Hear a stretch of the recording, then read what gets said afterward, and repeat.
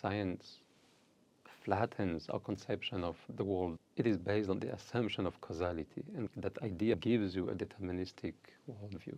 But then within the Quran, you can find other elements that points to the fact that you still have a choice.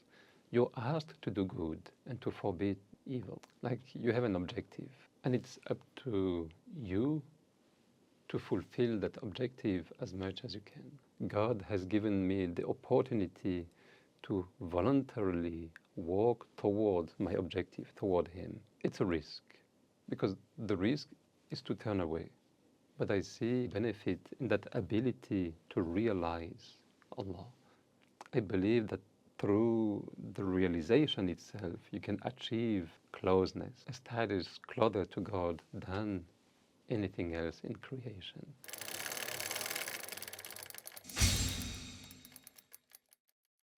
Assalamu alaikum wa rahmatullah. So chapter 3, section 4, the notions that are redefined. So the first one is the notion of free will and determinism.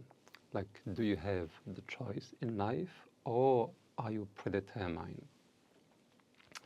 So in this section I will discuss my conception of conditional free will, which stands maybe as a middle ground between pure determinism and absolute freedom. So in order to better comprehend these terms, I'll refer once more to scientific notions. So current science assumes that the world is causal. You have a cause and an effect, meaning that specific action have specific consequences, and that every time the same cause takes place, the same consequence also takes place. That's the assumption. So the objective of a scientific theory is thus to define these causal relations, oftentimes by means of equations. By the way, that's why if you encounter a one-off event, science cannot say much about it, because it's not repeatable. You cannot study it enough. So the objective of scientific theory is thus to define these actual relations, oftentimes by means of equations. And in some ways, these equations not only allow one to understand past and present, but more importantly, to predict future events. So let's now imagine we can fully describe this material universe using equation, like what Einstein was looking for, the grand unifying theory. So in other words, let's imagine that every single event is the logical consequences of well-defined causes. Just imagine, it's a mind game. Each cause, in turn, is also the result of a previous cause, and so on and so forth, until the very first instant of this universe. I then come to the conclusion that whoever knows about that instant, what happened, and what was the condition at that moment, logically knows everything else that would come to be. So if I accept that Allah, that God was at the origin, then naturally, through that mindset, I can only but accept that Allah knows the future as well.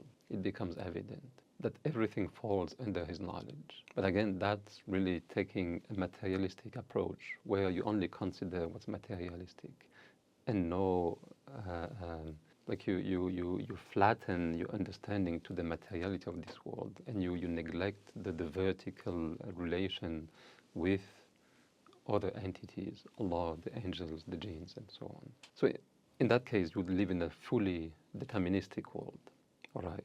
But judgment wouldn't make sense to my mind in a fully deterministic world. I would still need free will to make sense of hell and paradise. And within the Quran, you can find elements that would support such a deterministic worldview. For example, if you take the example of Yusuf alayhi salam, who when he was young sees the dream with the stars and the sun and the moon prostrating. And at the end of the surah, he sees his brothers and parents prostrating, and he exclaimed to his father, "This is what the dream was about. This is the fulfillment of my dream from before." That story implies that the premonition that Yusuf had to come true. The fact of having a premonition that comes through shows determinism. It was determined from the time when Yusuf alayhi salam was young that he would meet again his brothers and his parents, and they would fall prostrating to him. So that's an example in the Quran.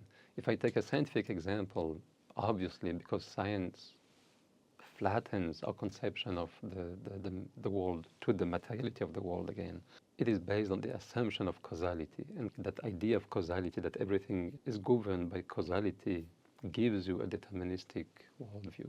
But then within the Quran, you can find other elements that points to the fact that you still have a choice. You're asked to do good and to forbid evil. You're asked to do the best of what you can. Like, you have an objective, and it's up to you to fulfill that objective as much as you can. Like, the objective is to worship Allah. That's what we've been created for. And it's up to you to achieve it. You cannot achieve it alone. You don't control most of your body, like your digestive system, your respiration, your brain. You don't control most of these consciously. So in a way, you need help in order to fulfill these objectives. And the choice, but you still have choice on a few given elements, like whether I should say this word now or a bit later, or choose another word. That seems to be up to me. If I wanted to pick a verse that support this idea of free will, I would take the fact that human and jinns have been given that amana. It's like that amana, that trust has been proposed. The rest of the universe has denied it, didn't want to take that burden, but the human and the jinns took it. And I would say that that amana refers to the free will. It's like God has given me the opportunity to voluntarily walk towards my objective, toward Him, or to turn away from it. It's a risk, because the risk is to turn away. But I see great benefits, in the sense, I see benefit in that ability to realize Allah. Like the angels, obviously they know about Allah. They cannot disobey. They just have to follow the orders. I believe that through the realization itself, you can achieve closeness, a status closer to God than anything else in creation. That's my belief. So in a way, by realization, it means that Allah has given me the opportunity to recognize Him through the signs, the ayat, the common signs, common events, as well as supernatural events.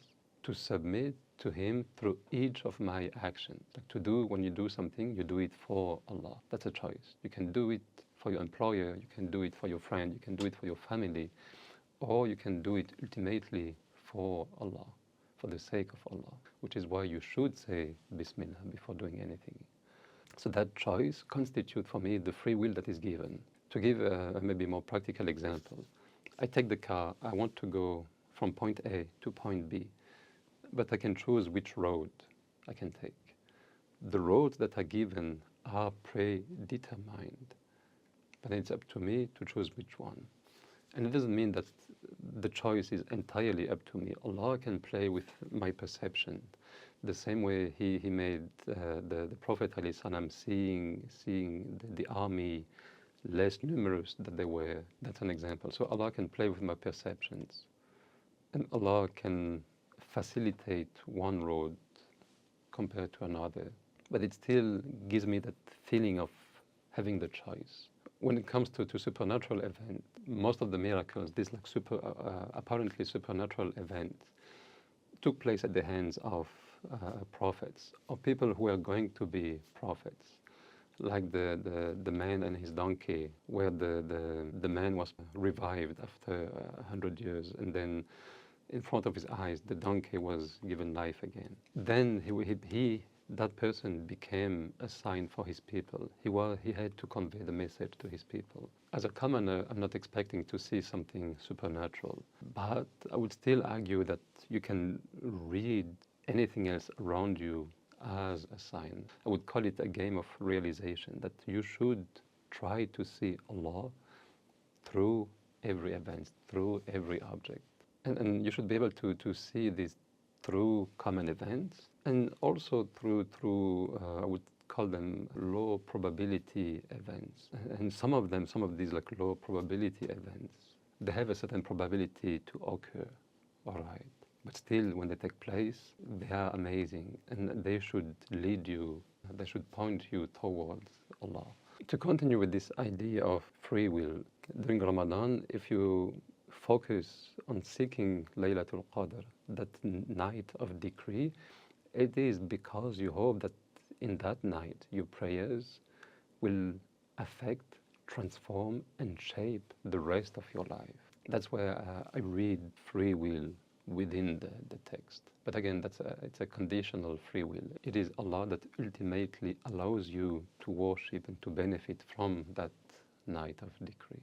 So in taking all these, I would say, taking all these evidences together, that's where I frame this idea of conditional free will, that Allah gives me maybe in the illusion of free will, and I understand that it is contrived, that ultimately it is Him who gives me the ability to do one or the other, who facilitates one or the other, who persuade me to choose one more than the other, and that lay down the choice. But I still have that inherent feeling of having the freedom to choose. So wrapping up, that idea of free will, determinism, partial free will, that's what I mean when the religion is allowed to redefine, to reframe how you see the world. From a scientific point of view, everything is flattened to the materiality of this world, and everything is assumed to be causal, to be deterministic. But religion comes and tells you, maybe not entirely. There's still a vertical relation when Allah keeps to Himself the right and the ability to intervene in this world and to give me the apparent choice between certain options. وجزاك الله خيرا والسلام عليكم ورحمة الله وبركاته.